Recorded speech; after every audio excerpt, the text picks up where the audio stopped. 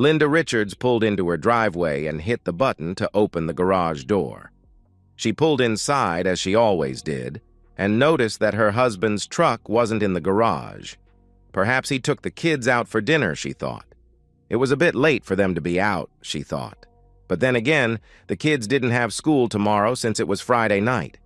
She smiled at the idea of Jack taking care of the kids for a change, since she often felt as though she was taking care of 3 children, not just 2. She got out of her car and went into the house. It was already dark outside, and the interior of the house she shared with her husband and 2 children seemed eerily quiet without the lights and the noise of video games blaring from their large-screen television. She recalled what she had done earlier that evening with her lover Michael and felt just a bit guilty, but only for a moment. Looking around the dark, quiet house, she wondered if this would be her fate if Jack decided to finally end their marriage. After thinking a bit, she laughed and headed upstairs. No, she thought. If Jack was going to take action, he would have done it by now.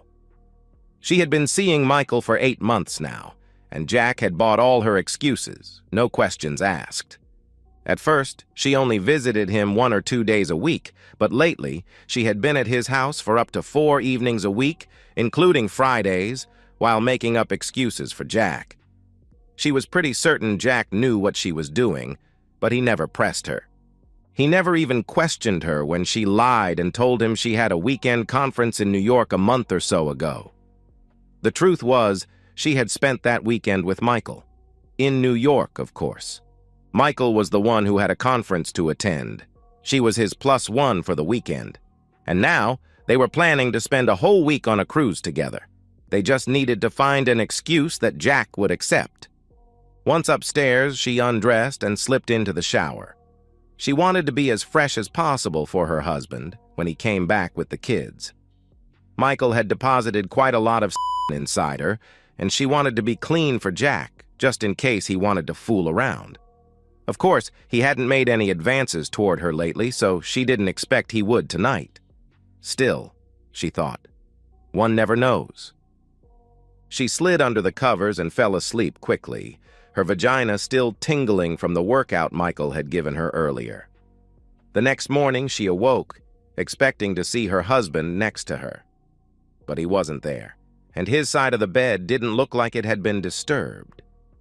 She listened, but didn't hear anything else in the house. Maybe they're outside, she thought. She got up, threw on a robe, and looked around the house, but there was nothing to indicate they were there. She looked outside, thinking maybe they were doing yard work, but there was nothing. She ran around the house, calling out for them, but there was no answer. Frantic, she looked in the garage, but Jack's truck was still gone. She ran back upstairs and looked in the closet. All of Jack's clothes and toiletries were gone. She ran into the kids' bedrooms and saw their things were missing as well. Had he finally left? She pulled out her phone and tried calling Jack, but got a message saying the number she called was no longer in service. "Oh, God, no!" she cried. She called his parents in Southern California, hoping they might know what happened. "Mom, it's me, Linda," she said when Jack's mother answered the phone. "Have you heard from Jack or the kids lately?" "No, I haven't, Linda," Lorraine, Jack's mother, said. "Is everything all right?" "No," Linda said. "I got home late last night and they were gone. I figured he took them out to dinner, but they didn't come back home. I tried calling Jack, but I got a message saying his number is no longer in service." "I don't know what to tell you," Lorraine said. "Maybe you should call the police and report them missing." "I'll do that, thanks," she said. When she ended the call, she went into the kitchen to get a cup of coffee. That's when she saw it. An envelope sitting next to the coffee pot. Jack's ring was sitting on top of the envelope. Scared, she opened the envelope and pulled out a sheet of paper, a typed note from Jack. She sat down with a cup of coffee and read the note. "Linda," the note began, "in case you haven't figured it out yet, I'm gone. The kids are with me and they're fine. It's quite apparent to me that you forgot Friday was our 15th wedding anniversary. Of course, you chose to spend it with Michael Freeman instead of me. but I'm really not surprised. It's not the first time you've missed an important family date. Last month, you apparently forgot that it was Jason's 13th birthday. I told him you were busy with work and couldn't get away. Of course, I know that you were really in Freeman's bed.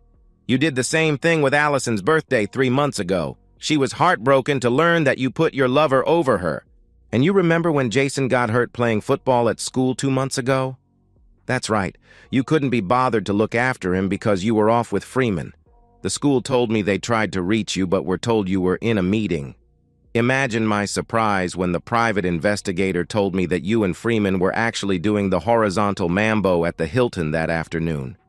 Yes, I've known about your ongoing affair with Freeman for a while now, and the kids know as well. I also know about that alleged conference you went to in New York, and I know about the cruise you and Freeman plan to take later this year. Don't worry, you won't need to lie to me about it anymore. Since you've decided that Freeman is more important than your family, I decided to take matters into my own hands. I had hoped you would have ended it with him and come back to being my wife and the mother of our children again. Perhaps we could have worked things out, but you chose not to. You've basically been gone for the last several months, so now it's my turn. I'm gone. For good. And since you don't seem to care about the children, they're gone as well and will be staying with me. You will be served with divorce papers sometime early next week at your place of work. Yes, I am filing on grounds of adultery, since that is allowed in this state. I am also suing Michael for alienation of affection, since that is allowed in this state as well. I may not get very much, if anything at all, but it's the principle that matters. You see, I am teaching the children that bad choices have consequences. Given that you chose your lover over the children and leave them in my care 3 to 4 nights a week while you intimated with Freeman, I am asking for custody of the children, and you may be required to pay support. Since you make good money, I am asking that no spousal support be awarded. I won't keep you from seeing the kids, although you'll have to get a passport and pay for your own travel. You see, we're moving to Australia. I accepted a promotion and will be running our company's operations there for at least the next 5 years. I had hoped to share this bit of good news with you, but as always, you chose to spend your evenings with Freeman, and I never got to celebrate my promotion with you. You will also find in my top desk drawer a signed quitclaim deed. I am leaving you with the house, and I have left you with half of our accounts. I have taken my name off everything. It's all yours now. Enjoy. By the way, if you decide to fight the divorce, you may find yourself the next internet porn sensation. With the quitclaim deed, you will find a packet that contains some rather explicit pictures of you and Freeman together. Those are just a few of the snippets I have from the many hours of video that were taken of the two of you. I'd like to say the last 15 years have been wonderful. Unfortunately, I can't.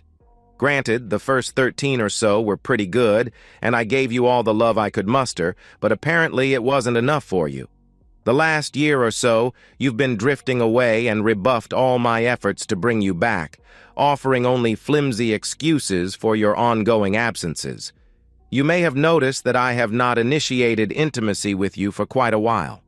The truth is, the thought of getting sloppy seconds from you filled me with disgust. I suspect you thought I was okay with what you were doing because I never tried to physically stop you. You know I would never get physical with you or tell you what to do. I'm just not wired that way. But the truth is, you hurt me more than you know, and I'll never be able to get past that. So please spare me the cliches and the bullshit. You should know that in all the years we've been together, I have never once even thought about cheating on you. I was always there for you and the children. You were my first priority, above everything else. You, on the other hand, have been gone to us all for the last 8 months. Now, we're the ones who are gone. I hope it was worth it to you. Do not try to contact me or the kids. I will let them contact you if they choose. But I must warn you, they're not very happy with you right now. If you have anything to say to me, please do it through my attorney, whose card you will find in this envelope. Goodbye, Linda, the letter said in conclusion. It was simply signed, Jack. With tears in her eyes, Linda folded the letter and put it back in the envelope. She pulled out the card for Jack's attorney and set it on the table, vowing to call on Monday. She pulled out her cell and called Michael. He answered on the second ring. "He did what?" Michael roared when she told him what Jack had done. "That son of a bitch! You told me he was okay with what you were doing." "I was pretty certain he knew, but he never once tried to stop me," she said. "Now they're all gone." "What do I do?" she cried. "You want me to come over?" he asked. "Please," she begged. Michael came to the house, oblivious to the man parked just down the street in an obscure sedan. "Thanks, Mom," Jack said when his mother ended the call from Linda. "You're welcome, son," she said, giving him a hug. "Promise me you'll call when you get to Melbourne." "I will, Mom," he told her. The children gave their grandmother one last hug, and the three of them were off to the airport. For the children, this was the beginning of a new adventure. For Jack, it was the end of a 15-year-long chapter in his life. Part of him missed Linda, but another part of him was glad to be away from her. She had him for 8 months with Freeman, and now it was over. Time to begin anew, he thought. As promised, Linda was served divorce papers at work the following Monday. The process server made sure to announce that she was being served divorce papers on the grounds of adultery and neglect. Linda felt her face burn with embarrassment as her co-workers looked on. Michael Freeman was served with a lawsuit for alienation of affection. Linda reached out to Jack's attorney, but he simply told her to either sign the papers or get her own attorney. She consulted with a few lawyers, but was told Jack's proposal was as fair as she could expect, given the circumstances. She signed the papers and returned them to Jack's attorney. Jack, meanwhile, had moved into his new condo in Melbourne, and the children loved their new surroundings, even though it took them a while to get acclimated to the area. Jack read the email from his lawyer with interest. He was glad to learn that Linda had signed the papers, but wasn't happy about her moving Michael into his former house. Oh well, he thought. It was just a matter of time before it happened. The divorce was granted quickly, since Linda didn't object. The court ordered her to pay a small amount of child support, which she did. Jack really didn't need the extra money, so he put it into a college fund for the kids. Freeman settled with Jack's attorney out of court. That money was also placed in a college fund for the children. Over the next couple of years, Linda sent Christmas and birthday cards to the children, along with a small letter to each of them. Through those letters, Jack learned that she had sold the house and married Michael, who ended up cheating on her. After doing a search on the internet, Jack learned that the woman Michael was seeing was married, and her husband didn't take too kindly to being As a result, both Michael and the woman ended up with a .45 caliber slug in their heads, and the husband ended up in jail. Jack, of course, wasn't surprised at all. Once a cheater, always a cheater. Linda kept promising to visit the children, but she never came. Again, Jack wasn't surprised, and it wasn't long before the kids just laughed off her promises as more smoke and mirrors. Over time, the cards and letters became less frequent, and after 3 years, stopped coming altogether. Jack, on the other hand, had met Chloe, a blonde beauty who originally hailed from Adelaide. She moved to Melbourne 5 years earlier after her husband left her for another woman. The two of them dated for nearly a year before he asked her to marry him. "Are you sure about this, Jack?" she asked. "You know I can't have kids, and that's what caused my first husband to leave." "Your first husband was an idiot. I've never been more sure about anything in my life," he said. "I'm madly in love with you, and I want to spend the rest of my life with you." "I'm madly in love with you as well, Jack," she said, "and I want to spend the rest of my life with you. But what about your kids? Will they accept me as their stepmother?" "Well, let's ask them," Jack said. The next day, Jack and Chloe sat down with the kids in his condo. "Guys, "I've fallen in love with Chloe and I've asked her to marry me," he said. "But I want to know how you feel about this. Will you accept her as your stepmother?" "No," Allison said, causing Chloe to reel back in shock. Jack looked at his daughter, surprised. "Why not?" he asked. "Because, Dad," Jason said, "we don't want her to be our stepmother. We want her to be our mum." "Really?" Chloe asked. "You want me to be your mother? But what about your birth mother?" "She gave up on us a long time ago," Allison said. "So if you want to marry Dad, you'll have to be our mum. Are you willing to do that?" Chloe looked at Jack, shocked. Then she looked back at the kids and wrapped them in her arms. "Of course," she said, tears falling down her face. "I'd love to be your mum."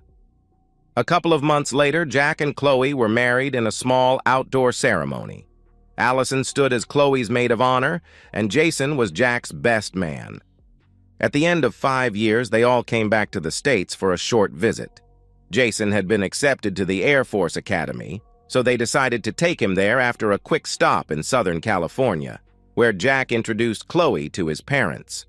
From there, they flew to Denver, where Jack was to meet with his boss and the board of directors before going back to Australia. After they checked into the hotel, they headed to the elevator, but stopped when Jack heard a familiar voice. "Jack, is that really you?" he heard a woman ask. Jack looked and saw his ex-wife, Linda, coming toward them. She looked as though she had aged 20 years since the last time he saw her. She was thin and her hair showed streaks of gray. "Linda?" he asked. "Yes, it's me," she said. "Who are these people? Aren't you going to introduce me?" she asked, pointing at Chloe and the kids. "You don't even recognize your own children?" Jack asked. "The ones you haven't so much as said hello to in the last couple of years?" "Oh my God," she said, shocked. "You've grown so much, and you look so healthy. Well, who is this young lady?" she asked, pointing to Chloe. Jack couldn't help but smile. "This is our mum," Jason proudly said, a slight Australian accent in his voice. "Her name is Chloe," Allison added. "She's our mother now." Linda stepped back, shocked. "Your mother?" Linda asked. "But I'm your mother." "No," Jason said. "You gave birth to us, but you quit being our mother a long time ago. About the same time you quit being Dad's wife." Linda looked like she was about to collapse, and an older man in a suit came up to her. "Linda, are you all right?" he asked. She shook her head, tears falling down her cheeks. The man steadied her and helped her sit down, then looked at Jack, Chloe, and the kids. "Who are you people?" he asked. "What did you do to her?" "We're just passing through," Jack said. "All we did was remind her of what she once had but threw away. And who are you?" "Carl Williams," he said, extending a hand. "Linda's fiancé." "Fiancé, huh?" Jack asked. "Well, I hope you have better luck with her than I did." "You're her first husband?" Carl asked. "Yes," Jack said. "I see," Carl said. "Linda told me about you and the children." "Did she tell you what happened?" Jack asked.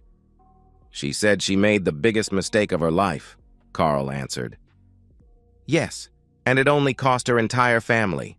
Like I said, good luck to you. You'll need it. Catch you later, mate." With that, Jack, Chloe, and the kids went to their rooms, leaving a sobbing Linda behind. "That was really your first wife?" Chloe asked on the way up. "Yes, and if you ask me, I definitely traded up." "Yes, you did," she responded with a smile, "and don't you forget it." And so, we've reached the end of today's story. Was it what you expected, or did it take a twist you didn't see coming? I'm curious to hear your thoughts. Share them in the comments below, and let's get a conversation going. If this story kept you hooked, make sure to hit that like button. And if you're new here or just haven't subscribed yet, now's the perfect time to join our community. I bring you fresh, captivating stories every day, so click that subscribe button and turn on notifications so you never miss out. Thanks for watching, and I'll see you in the next one. I was stacking pallets in Section C when my phone buzzed against my thigh. Third time in 10 minutes. The warehouse was loud, forklifts beeping, conveyor belts humming, guys shouting over the noise, so I'd missed the first 2 calls. Unknown number, probably spam. But something made me swipe to answer. The woman's voice was calm, professional, not the robotic cadence of a telemarketer. "Is this Daniel Reyes?" "Yeah, who's this?" I replied.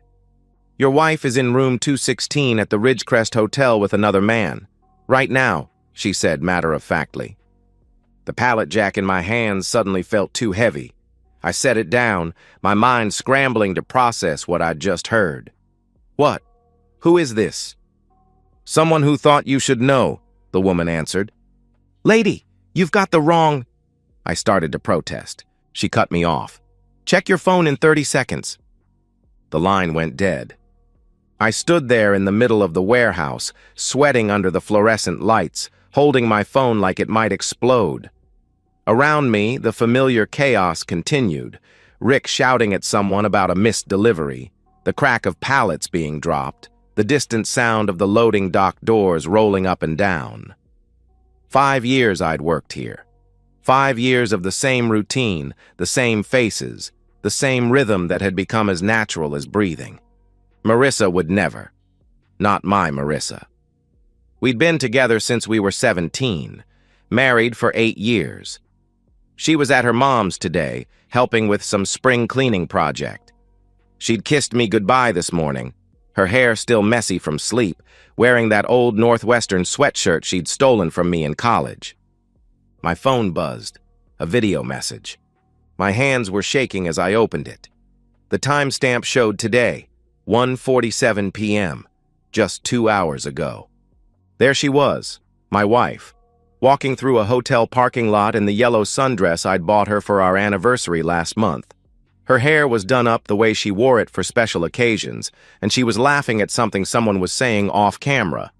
Then a man's arm came around her waist, muscular, tanned, definitely not me, and she leaned into him like she belonged there. The camera followed them to a door marked 216. She had her key card ready, like she'd done this before. The man's hand slid down to rest on her lower back as she swiped the card, and she looked up at him with an expression I recognized. It was the same look she used to give me when we were dating, when we couldn't keep our hands off each other. They disappeared inside. The video ended. I watched it again, and again. Each time hoping I'd see something different, some explanation that would make this make sense. But it was Marissa. My Marissa. In a hotel room with another man in the middle of a Tuesday afternoon when she was supposed to be helping her mother organize closets. The warehouse noise faded into background static. My chest felt tight, like someone was squeezing my rib cage. I'd read about this moment in books, seen it in movies, the moment when your whole world shifts sideways and nothing looks the same anymore. But they never captured the physical sensation of it. The way your vision goes a little blurry around the edges. The way your mouth goes dry. The way your hands shake so badly you almost drop your phone. But underneath the shock, underneath the hurt that was still working its way through my system like poison, something else was settling in. Something cold and calculating that I didn't recognize in myself. I pocketed my phone and walked across the warehouse floor to Rick's office. He was hunched over his desk, squinting at shipping manifests through his reading glasses. "Rick, I need to take some emergency leave," I announced. He looked up at me over his glasses. Rick had been my supervisor for 5 years, and he knew me well enough to read the signs. The carefully controlled voice. The way I was standing too straight, too still. "Everything okay, Danny?" he asked with concern.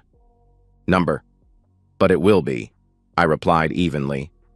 He studied my face for a long moment, then nodded. "Take what you need. We'll cover your roots." I was already turning to leave when he called after me. "Danny, don't do anything stupid." I paused in his doorway. "I won't."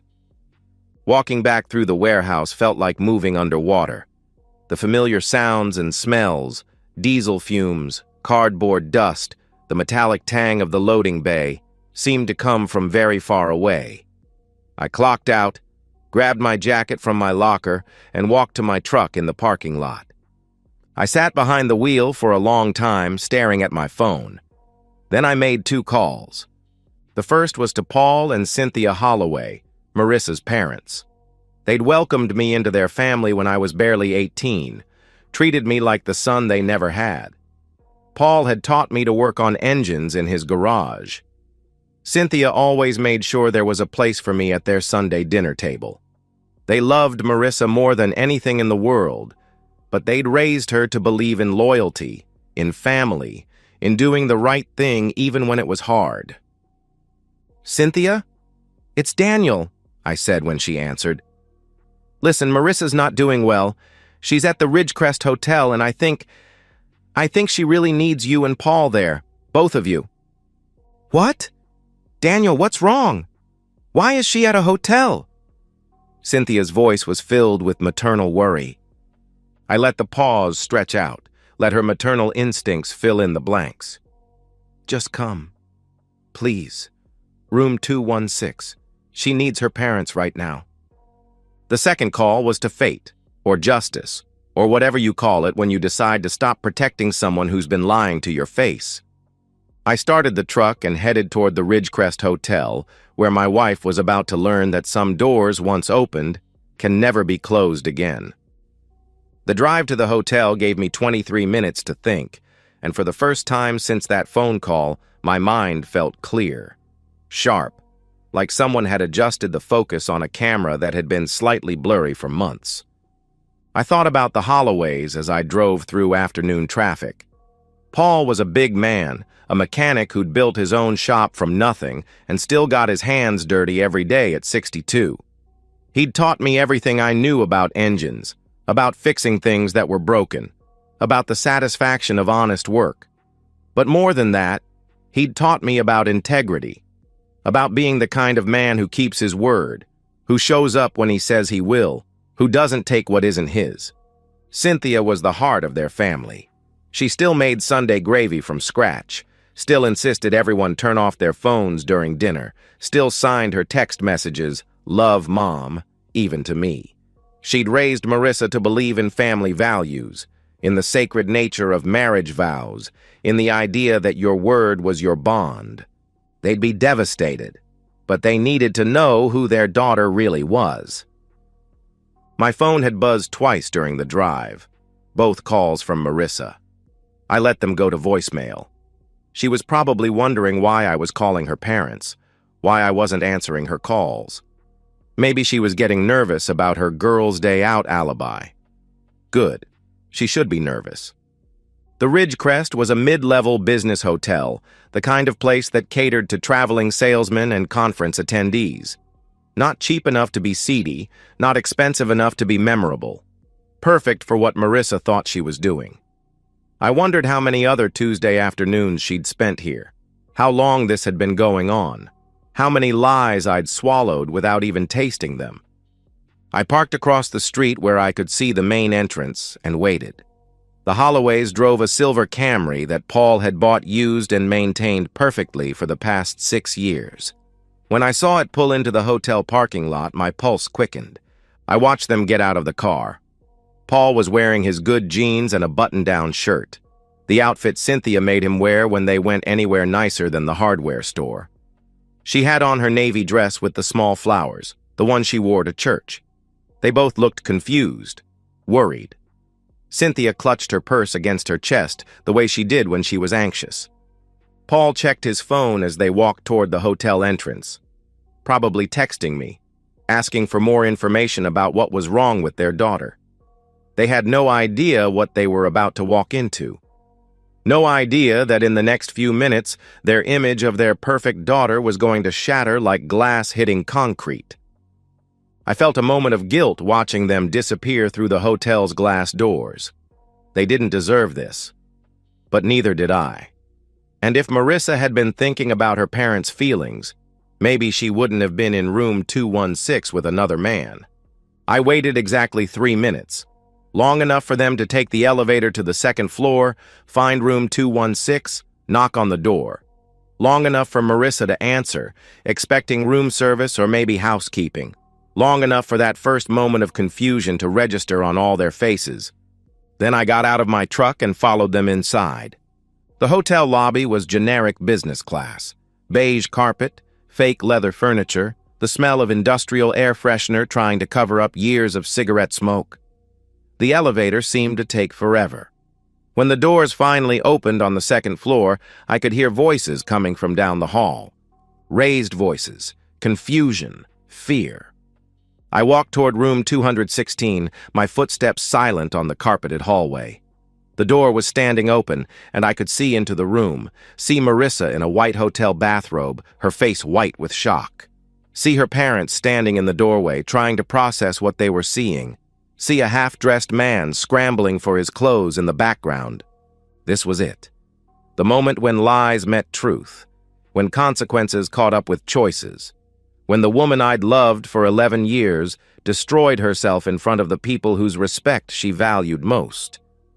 I stepped into the doorway behind the Holloways, and 4 sets of eyes turned toward me. But I only looked at one person. "Hello, Marissa," I said quietly. The silence in that hotel room was suffocating. 4 people breathing the same air, processing the same devastating truth, but experiencing it completely differently. Marissa stood frozen in the doorway, her hotel bathrobe tied hastily around her waist. Her hair was messed up, her lipstick gone, and there was a flush across her chest that I recognized from 8 years of marriage. She'd been expecting room service, maybe housekeeping. Instead, she was facing her parents and her husband, all of whom now knew exactly what kind of woman she really was. Behind her, scrambling to pull on his pants, was Bryce Carter. I didn't know his name yet, but I could see everything I needed to know. Muscular, tanned, the kind of guy who spent serious money on his haircut and his teeth. Everything I wasn't. He was panicking, looking around the room like he might find an escape route that didn't involve walking past the 3 people blocking the doorway. Paul Holloway's face had gone through several stages of emotion in the space of 30 seconds. First, confusion. Why was his daughter in a hotel in the middle of the afternoon? Then concern. Was she sick? Was she hurt? Then the slow, terrible understanding as he took in the bathrobe, the unmade bed, the half-naked man behind her. Now he looked like he might have a heart attack. Paul's voice cracked as he spoke her name. "Marissa, what is this?" She opened her mouth, but no sound came out. Her eyes darted between her parents and me, looking for someone who might help her explain this away. But there was no explanation, no story that could make this okay. "Daddy, She finally found her voice, but it came out as a whisper. "It was a mistake, just once. I swear it was just once." That was when I knew she still didn't understand. Still thought this was about the sex, about the physical betrayal. She had no idea that the deeper wound was the lying, the careful deception, the way she'd looked me in the eye every morning and evening while living a completely different life. Bryce finally got his pants on and stepped forward, trying to take control of the situation. "Look, I know this looks bad, but—" He never finished the sentence. Paul Holloway's fist caught him in the jaw and sent him stumbling backward into the wall. For a 62-year-old mechanic, Paul still had plenty of power in his right hook. Paul's voice was quiet, deadly. Don't say another word." Bryce slumped against the wall, holding his jaw, his eyes wide with shock. He probably wasn't used to consequences, probably used to charming his way out of situations, making jokes, playing it off. But Paul Holloway wasn't laughing. "Do you have a wife?" Paul asked him coldly. Bryce nodded, still holding his jaw. "Kids?" Paul pressed. Another nod. Paul's boot caught him in the ribs, not hard enough to break anything, but hard enough to make a point. "Get out." Get out before I drag you to your wife myself and let her know what kind of man she married." Bryce grabbed his shirt and shoes and stumbled toward the door, squeezing past us without making eye contact. The door slammed behind him, leaving just family in the room. What was left of our family? Cynthia hadn't said a word since walking into the room. She was staring at her daughter like she was looking at a stranger. The woman who'd raised Marissa to believe in marriage vows, in family loyalty, in the kind of moral character that didn't bend when it was convenient. Marissa whispered desperately, reaching toward her mother. "Mom, please, I can explain." "Explain what?" I spoke for the first time since entering the room, and my voice sounded strange to my own ears, calm, empty. "Explain how you've been lying to my face for months? Explain how you kissed me goodbye this morning and came here to screw another man? Explain how you made me look like a fool to everyone we know?" Tears were streaming down her face now.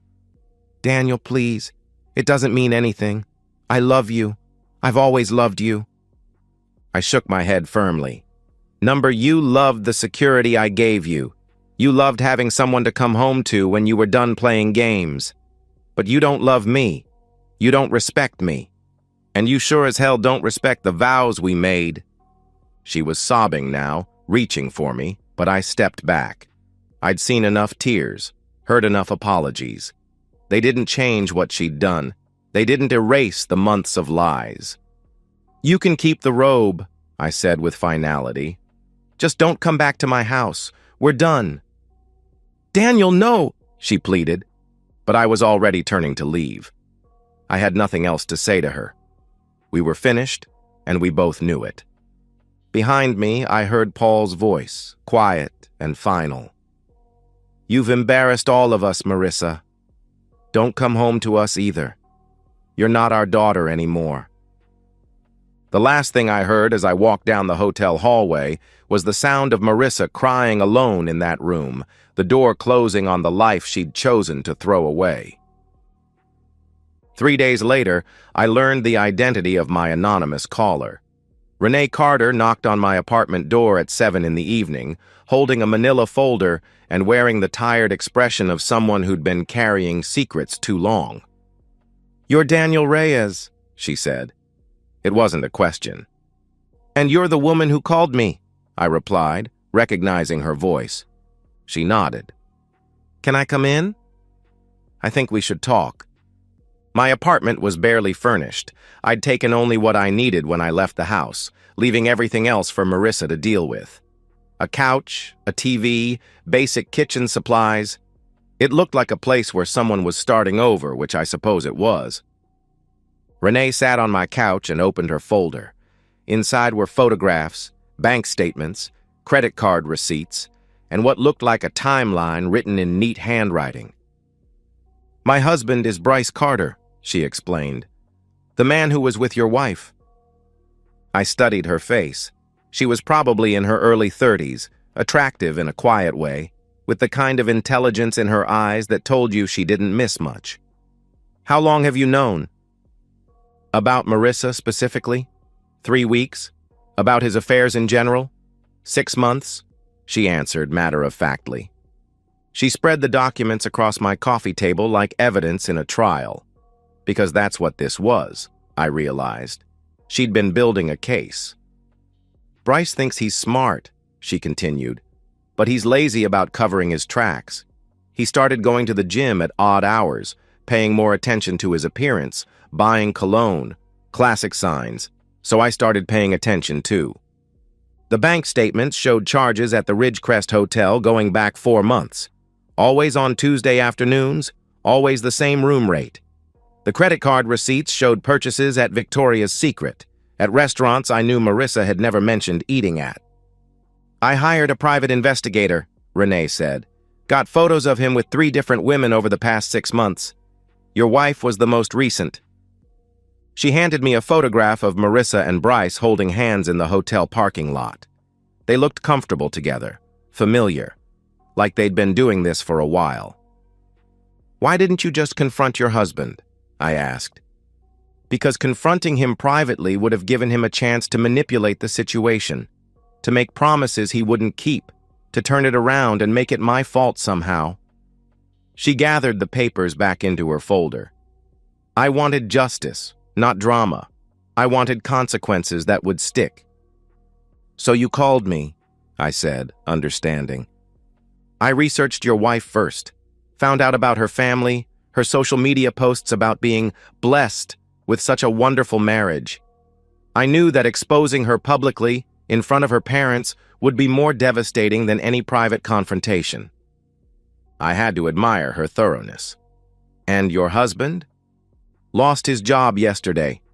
Turns out one of his other affairs was with a coworker, and when that woman's husband called the company, they decided Bryce was a liability. He's also lost access to our joint accounts, and I've filed for divorce. Full custody of our kids."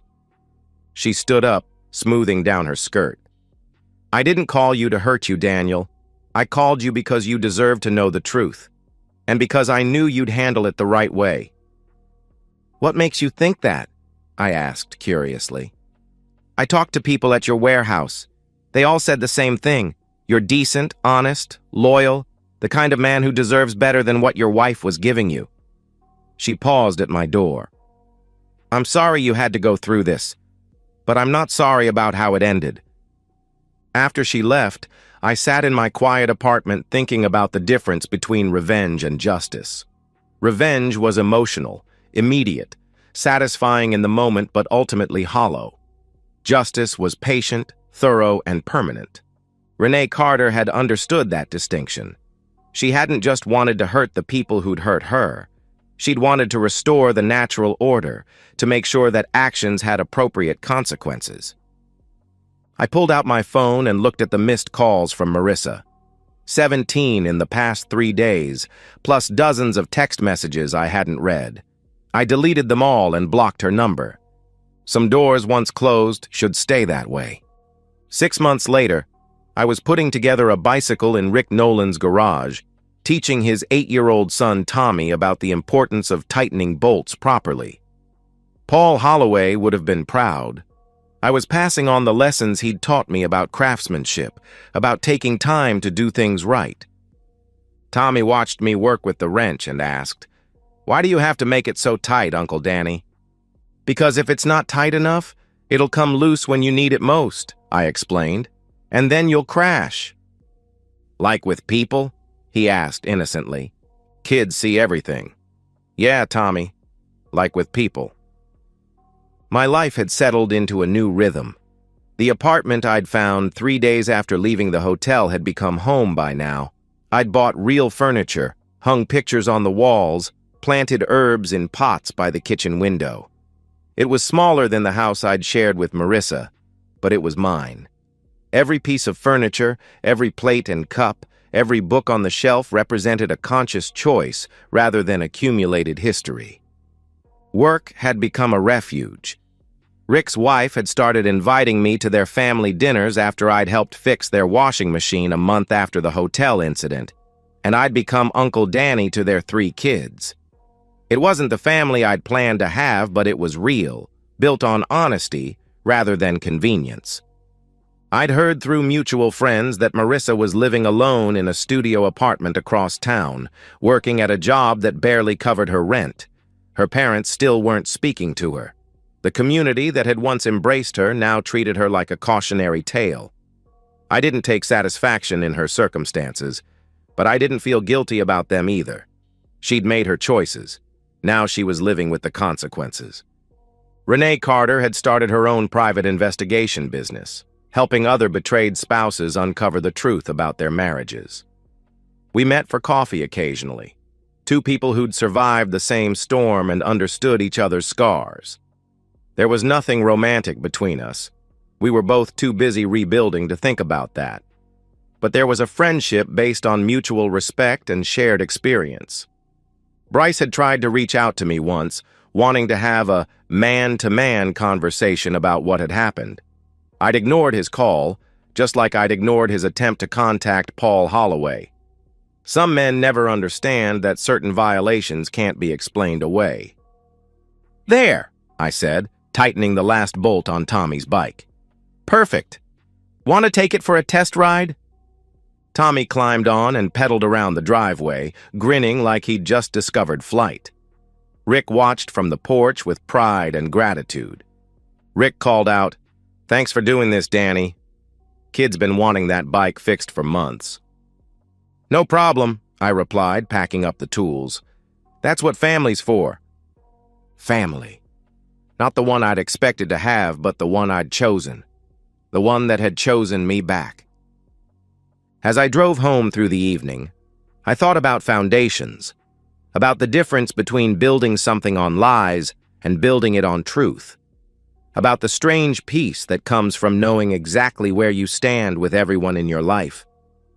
My phone buzzed with a text from Cynthia Holloway. "Danny, thinking of you today. Hope you're well.